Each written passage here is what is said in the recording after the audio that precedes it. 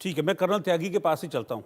Colonel त्यागी, मैं आपसे ये जानना चाहूँगा, मैं तब की सिचुएशन जब भारत ने ये फैसला लिया कि नहीं भाई, हमको बांग्लादेश की मदद करनी है, हमको सैनिक वहाँ पर भेजने हैं वहाँ पर, उस वक्त भारत की अपनी सेना भेजने से पहले क्या हाल थे पूर्वी पाकिस्तान की इस संघर्ष टीम के, इस लड़ाई टीम के, जो ये कहती है कि हम अपने बलबूते जीते हैं? उस वक्त उनकी क्या हालत थी, जरा ये बताइए मुझे।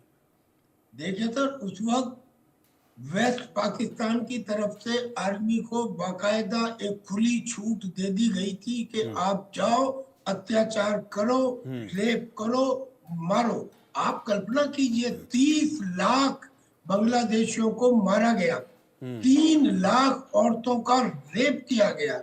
ये और 1 करोड़ बांग्लादेशी हिंदुस्तान के अंदर आ गए। जब वो 1 करोड़ बांग्लादेशी आ गए तो तत्कालीन प्राइम मिनिस्टर अमेरिका गई। अमेरिका ने साथ देने से करीब करीब मना कर दिया। वो फिर रशिया गई। रशिया में एक फ्रेंडशिप ट्रीटी हुई। अब इस लड़ाई के अंदर अमेरिका हमारे भयंकर खिलाफ था और पाकिस्तान के साथ था। 2 बार उसने यूनाइटेड नेशंस के अंदर रेजोल्यूशन दिया। वो तो अच्छा हुआ कि रशिया ने दोनों बार अमेरिका के रेजोल्यूशन को विटो कर दिया। उसने अपना एक HMS इसने aircraft carrier, nuclear powered aircraft carrier भेज दिया बे ऑफ बंगाल में।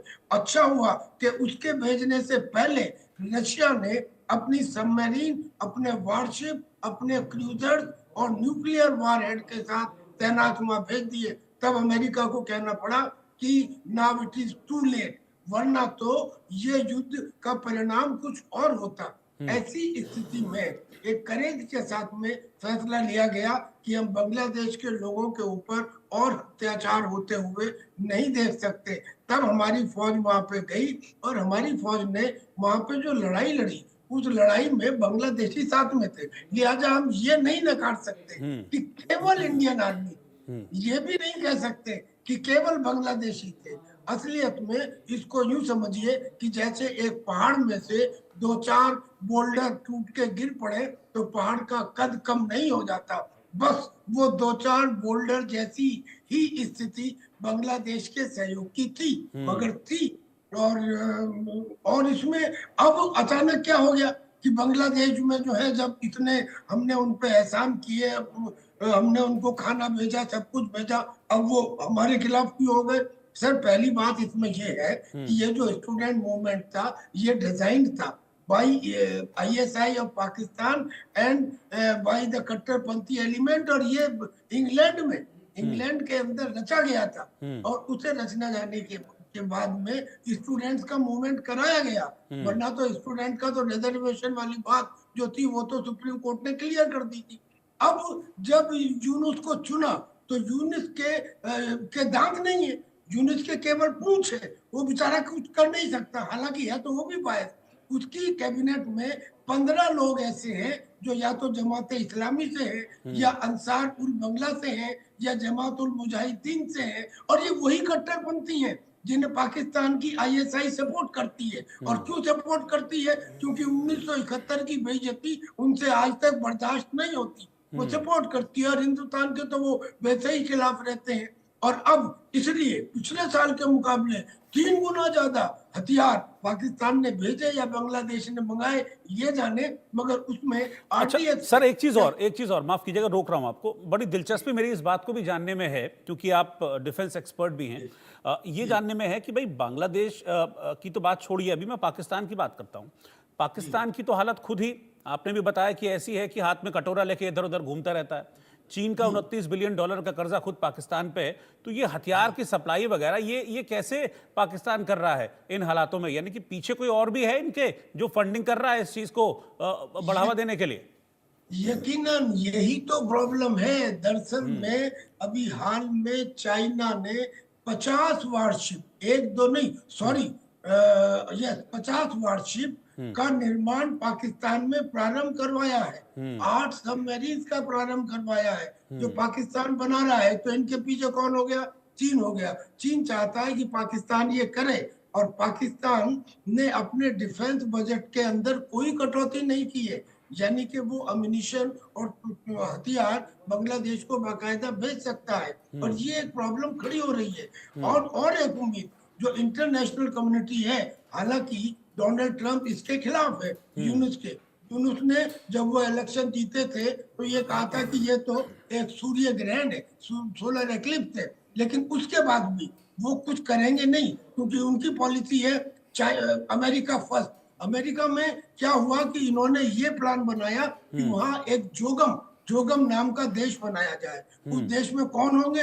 उसमें बांग्लादेश का चिटागांव होगा, उसमें हिंदुस्तान का पूरा मिजोरम होगा, और मणिपुर का कुछ क्षेत्र होगा जो कुकी सपोर्टेड है, और उसके अलावा म्यांमार की एक डिवीजन होगा। इन तीनों को मिला के बनेगा। इसका खुलासा कब हुआ? इसका खुलासा हुआ जब जब हमारे मिजोरम के चीफ मिनिस्टर अमेरिका गए और वो जाके बोलते हैं, साहब हम तो क्रिश्चियन हैं और हम ईसाई हैं और हमें तीन तीन देशों की सरकारों की गुलामी सहनी पड़ रही है, हमारा अपना देश होना चाहिए।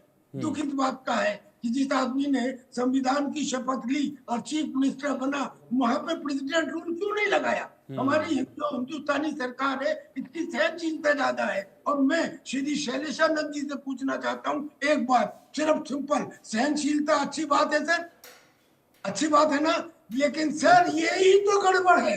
सहनशीलता अच्छी बात है व्यक्तिगत चरित्र में, सहनशीलता अच्छी बात नहीं है, शून्य होनी चाहिए राष्ट्रीय चरित्र में। अगर पृथ्वीराज चौहान ने पहली बार में मोहम्मद गौरी को माफ ना किया होता, उसे सहनशीलता का अधिकार ही नहीं था। जब राष्ट्र की सुरक्षा का सवाल हो तो सहनशीलता 0 होनी चाहिए। और ये आप जैसे धर्म गुरुओं की ड्यूटी बनती है कि आप इस बात को समझाएं।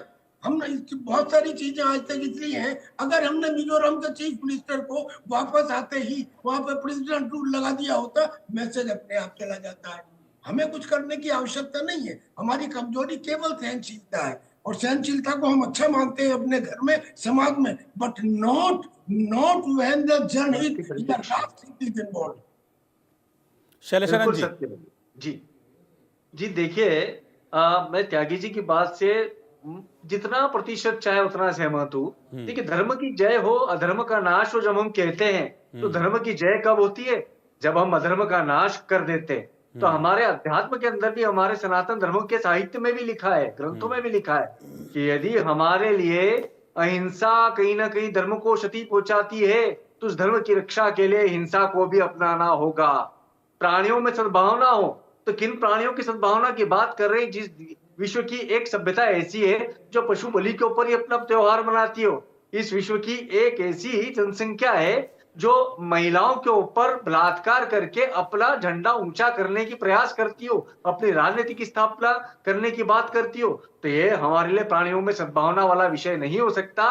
ये सद्भाव के प्राणी है ही नहीं, क्योंकि हम इन्हें मानव नहीं मानते। और विश्व का कल्याण कब हो सकता है? हमने देखा, डिसऑर्गेनाइजेशन ऑफ रशिया को देखा है। मैं बात से सहमत था आप जब कह रहे थे त्यागी जी, मैं अंदर ही अंदर उस चीज को समझ रहा था कि ये जो वैश्विक ताकतें हैं, विस्तारवाद की जैसे चीन जैसी, पूंजीवाद की अमेरिका जैसी, तो ये लोग तो सिर्फ और सिर्फ अपनी बात को ऊंचा रखने के लिए, अपने उद्देश्यों को स्थापना करने के लिए हमारे यहाँ का भी कुछ हिस्सा तोड़ करके आपने बताया कि एक अलग देश स्थापना करने की बात करते हैं। पर ये पाकिस्तान जैसे लोग भूल जाते हैं कि उनका भी सिंध अलग होने को तैयार है, उनका भी बलूच अलग होने को तैयार है।